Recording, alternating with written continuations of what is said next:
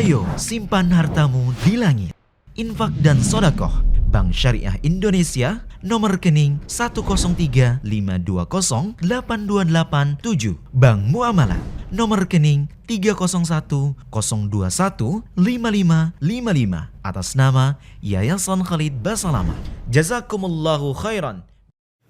Dari Desi Irdiana, ya, dari yang sudah masuk di WA ya, 43 tahun ibu rumah tangga di Yogyakarta, dari nomor 08217129 sekian-sekian. Bagaimana meyakinkan putri kami agar lanjut SMP ke pondok? Karena putri kami menolak dengan alasan tidak mau pakai cadar atau hijab besar dan tidak bisa baca novel. Pertama sekali saya doakan semoga anak ibu mendapatkan hidayah ya. Ini kalau yang saya tangkap kesalahan dari awal pendidikannya Bu ya. Kalau dari awal Anda sudah membiasakan dia berhijab, ya, dari kecil, Anda sudah biasakan yang dia baca adalah buku-buku agama, bukan novel, maka tidak akan ada kendala kan? Itu kan kendalanya.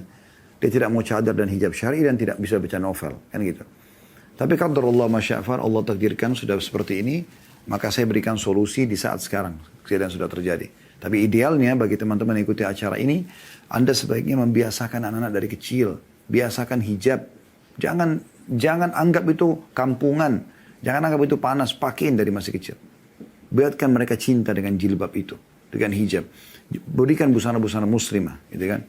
Kemudian berikan hadiah buku-buku sejarah Nabi. Kisah-kisah Nabi. Komik ya. Ada banyak yang sudah sesuai dengan syari. Biasanya mukanya dihapus ya. Itu Anda lakukan. Baik. Sekarang kalau sudah terlanjur dia tidak mau melanjutkan SMP ke pondok. Bagaimana caranya? Yang paling pertama sekali yang Anda lakukan berdoa kepada Allah Subhanahu wa taala. Doakan supaya Allah buka hatinya dan lunakkan. Karena doa itu bisa menembus hati manusia bahkan. Dan bisa lebih dahsyat menembus benteng-benteng musuh. Berdoa dengan tulus sebagai ibu, Anda doakan supaya Allah berikan hidayah. Yang kedua, ya. Anda coba mencari tahu atau memberikan dulu gambaran ya, kalau Anda punya cuplikan-cuplikan Anda bisa dapatkan tentang bagaimana hijab syar'i itu ya. Kalau tidak salah itu saya pernah lihat ada beberapa cuplikan di barat ya, orang-orang pakai hijab syar'i yang menampilkan atau mengajak orang lain untuk bisa mencoba hijab dari orang non-muslim sehingga mereka tertarik masuk Islam. Atau minimal Anda berikan misalnya busana muslimah, Anda berikan pakaian yang bagus, lalu kemudian Anda cobakan ke dia, lalu Anda puji dia. Ini kan masih SD ya, yang saya tangkap ini. Masih kecil, mungkin belum balik gitu. Anda masih bisa, ibarat pohon itu masih belum keras. Ya. Kalau sudah SMA, S1 itu biasanya sudah agak keras.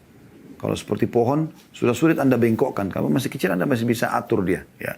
Walaupun kadang-kadang harus menggunakan tali menariknya.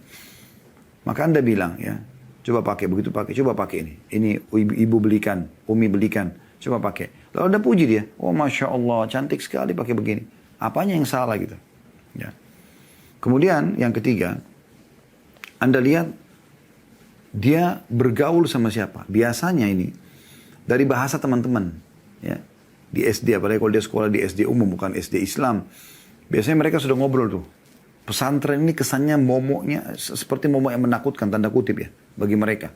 Pesantren tuh kayak ini, tidak harus pakai hijab, tidak boleh baca novel, tidak bisa, ya ujungnya juga tidak boleh bergaul bebas, tidak bisa nonton bioskop, tidak bisa ini, tidak bisa itu semua.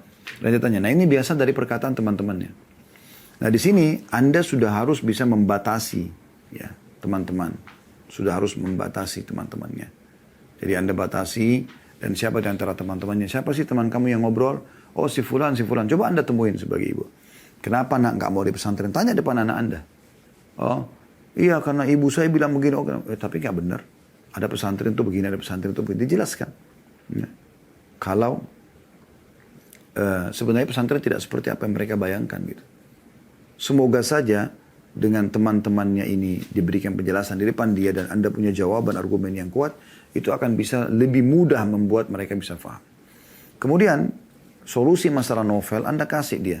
Kan dia masih SD, masih bisa diberikan buku-buku Islam ya, sejarah-sejarah Nabi ya.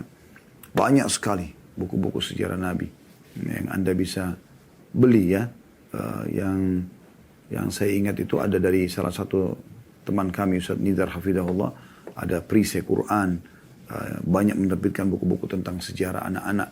Itu bagus, Anda bisa berikan kepada dia gitu. Kisah tentang para ummahatil mu'minin atau para sahabiat Nabi. Anda bacakan atau dia baca, bergambar, berwarna. Itu akan lebih banyak membantu insya Allah dengan izin Allah SWT. Allahu a'lam.